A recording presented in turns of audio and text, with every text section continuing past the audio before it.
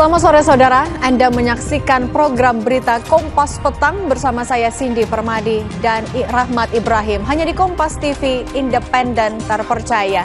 Informasi pertama akan disampaikan oleh rekan saya Rahmat Ibrahim. Silakan Ibrahim. Baik, terima kasih Cindy. Saudara, sebuah rumah berlantai 2 hangus terbakar setelah pemilik rumah meninggalkan handphone yang sedang dicas.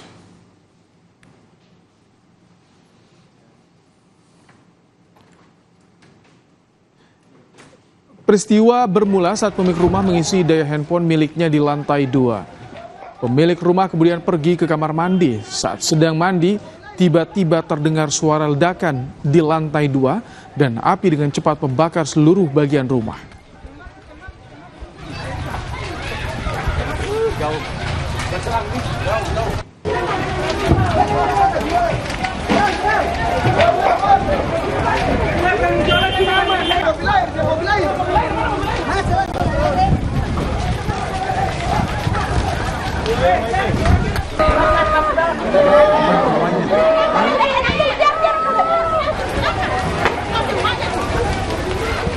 Sang pemilik rumah menangis histeris melihat seluruh bagian hangus terbakar tak tersisa. Warga segera memberi pertolongan menyiram air dengan alat seadanya. Sementara itu, mobil pemadam yang sudah tiba di sekitar lokasi kejadian tak bisa masuk ke dalam lorong karena tak ada akses jalan masuk.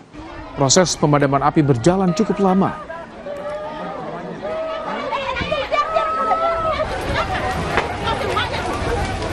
Masih dalam keadaan mandi, beliau dalam kamar mandi meledaklah di atas. Ternyata di situ ada yang mengecas HP dengan rice cooker. Mungkin ada kabel korslet di situ, akhirnya terjadilah kebakaran. Beliau tidak sempat menyelamatkan apa-apa tadi karena dalam kamar mandi sedang mandi.